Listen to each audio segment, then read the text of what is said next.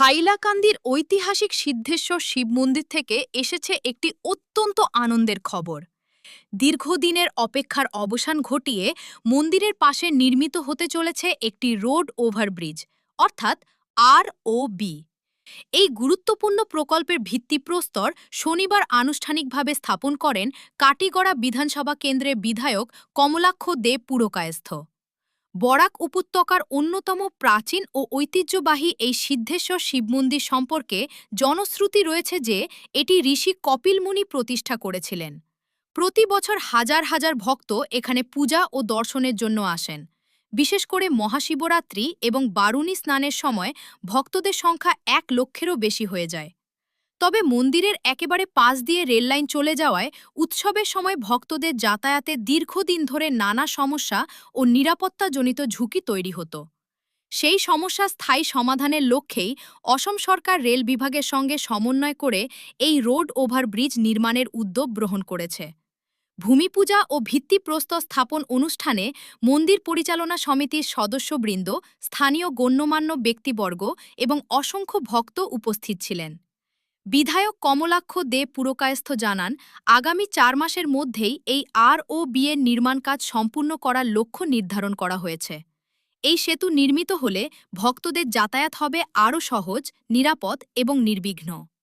পাশাপাশি বহু বছরের একটি গুরুত্বপূর্ণ জনদাবিও বাস্তবায়িত হবে। এলাকাবাসীর আশা, এই উন্নয়নমূলক প্রকল্প শুধু সিদ্ধেশ্বর শিব মন্দিরের ভক্তদেরই নয়, সমগ্র এলাকার যোগাযোগ ব্যবস্থা ও নিরাপত্তা ব্যবস্থার উন্নয়নেও গুরুত্বপূর্ণ ভূমিকা পালন করবে। সব কথাটো হৈছে কি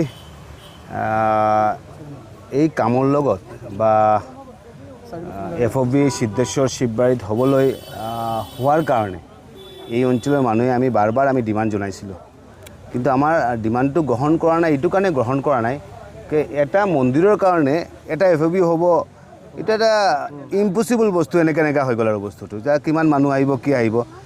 আমি মাননীয় মুখ্যমন্ত্ৰীৰ ওচৰত গৈছিলোঁ, ক'লোঁ যে মাননীয় মুখ্যমন্ত্ৰীক ক'লোঁ যে এনেকুৱা কথাটো এনেকুৱা আছে।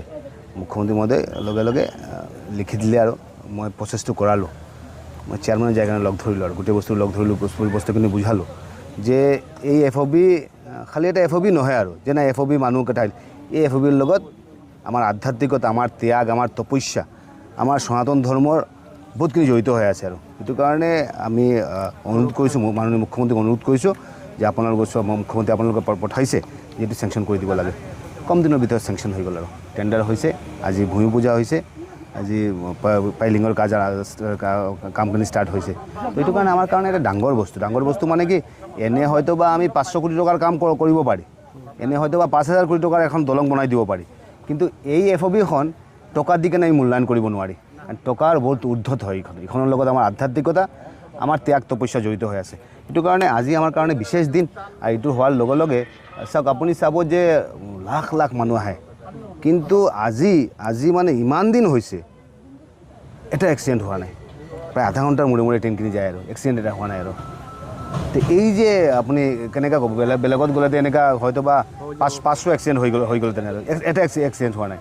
তো এইটো কাৰণে FOB হোৱাৰ লগে লগে মানুহ সুৰক্ষিত থাকিব, আমাৰ সংস্কৃতি সুৰক্ষিত থাকিব, আমাৰ সভ্যতা সংস্কৃতি সুৰক্ষিত থাকিব। তাৰ কাৰণে এইটো এটা আমাৰ কাৰণে এটা বিশেষ দিন আজিৰ দিনটো। সিদ্ধেশ্বৰ বৰাকৰ আটাইতকৈ পুৰণি এখন শিৱ মন্দিৰ, ইয়াৰ বিউটিফিকেশ্যনৰ কাৰণে কিবা কৰিব নোৱাৰে নেকি? চাওক, আপুনি পুৰণি বুলি যদি কয়, কপিল মুনি আহি কেনে তাতে সিদ্ধি লাভ কৰিছিলে। বহুত আগৰ কথা এইবিলাক কথা, বহুত আগৰ কথা। আৰু তেতিয়া আমাৰ সংস্কৃতি, আমাৰ সভ্যতা নাছিলে, আৰু এইখিনি অঞ্চলত মানুহ নাছিলে। তেতিয়া তেওঁ সিদ্ধি লাভ কৰিছে, মন্দিৰ বনাইছে। বনোৱাৰ লগে লগে আমাৰ এই অঞ্চলৰ যদি আটাইতকৈ পুৰণি যদি আমাৰ ধৰ্মীয় প্ৰতিষ্ঠান হয়, তাহলে সিদ্ধেশ্বৰ শিৱ মন্দিৰো হ'ব আৰু আটাইতকৈ পুৰণি হেৰি হয়। সেইটো কাৰণে আজি FOBখন হৈছে।